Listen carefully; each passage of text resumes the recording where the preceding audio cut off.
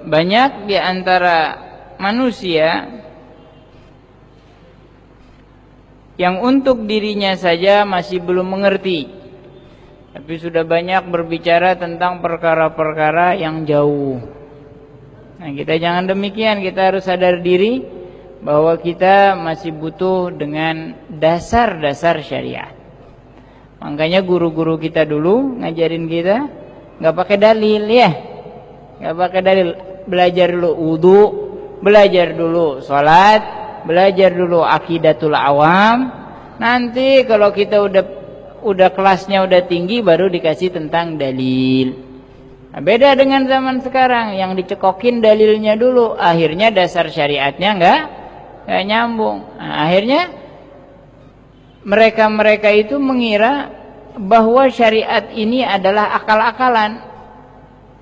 Paham? Makanya satu sama lain di antara mereka saling menyalahkan.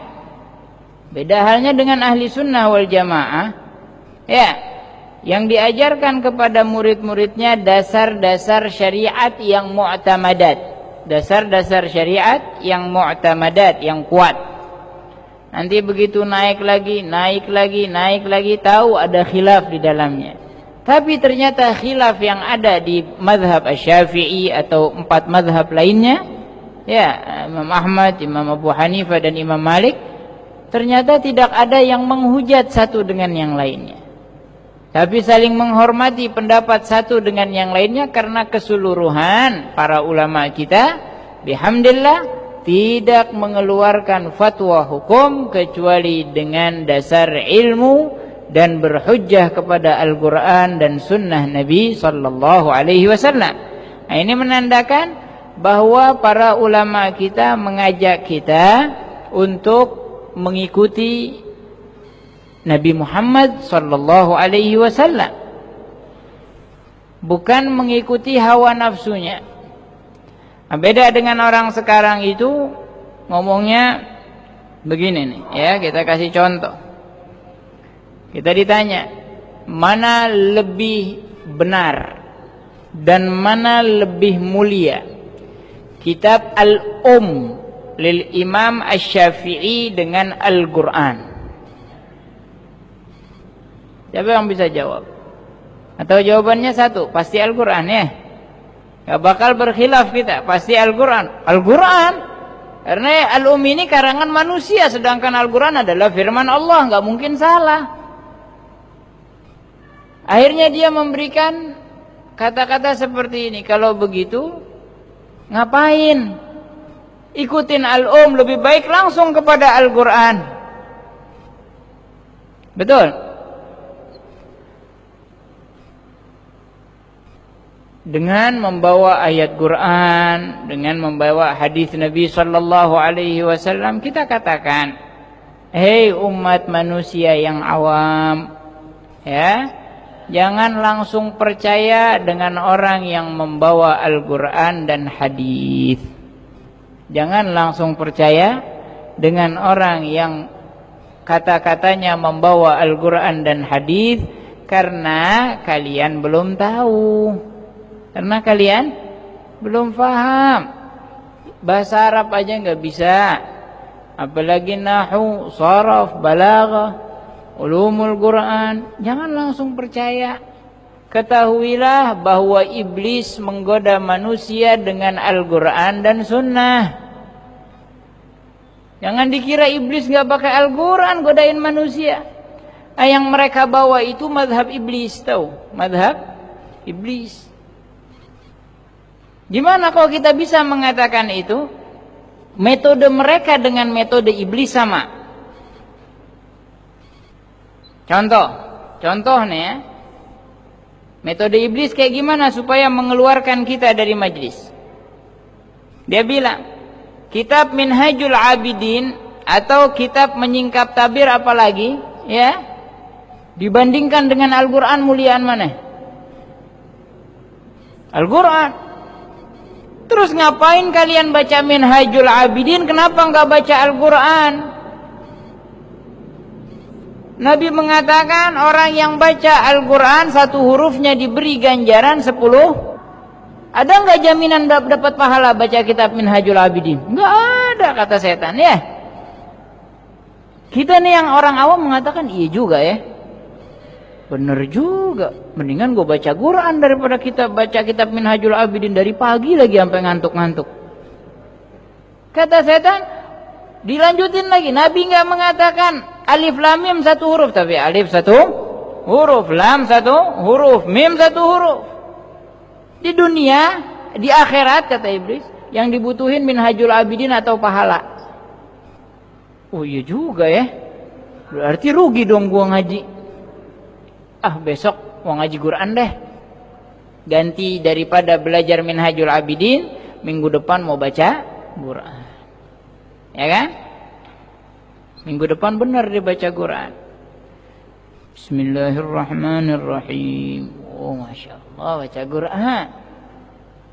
Saat kalian membaca Quran, saat itu iblis senangnya luar biasa, bukan terbakar. Kenapa? Karena dia sudah berhasil menarik kita dari kelompok, dikeluarkan kita dari kelompok, itu iblis senangnya luar biasa. Kalau iblis kelihatan dia bilang yes, habis itu gampang deh. Tatkala orang udah keluar dari kelompok, maka digodanya lebih gampang. Digodain nama iblis. Datang anaknya, Pak, kok di rumah? Iya, Bapak lagi mau ngaji nih, lagi baca Quran. Oh, ngaji Pak, luaran. Minggu depannya datang lagi, Bapak kan udah nggak ngaji. Kita jalan-jalan nih Pak. Ayo dah. Ngajinya ntar aja pulang dari jalan-jalan. Akhirnya pulang dari jalan-jalan capek, nggak ngaji. Akhirnya la Minhajul Abidin dan juga tidak ngaji. Kalau kata orang Arab, la Yusuf wala min gamisuh. Ya, Yusufnya nggak dapat, gamisnya nggak dapat. Udah. Sia-sia.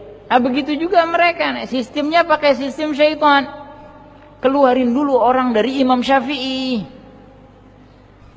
Kalau mereka sudah mengatakan, oh iya saya nggak ikut Imam Syafi'i lagi dah. Yes. Sekarang saatnya kalian aku ajak ke hawa nafsu saya. Al-Quran sesuai pemahaman saya. Sekarang kita bandingkan derajat orang ini, keilmuannya dibandingkan dengan jempolnya Imam Syafi'i, hebatan mana? Jangan ilmunya Imam Syafi'i ya, jempolnya Imam Syafi'i.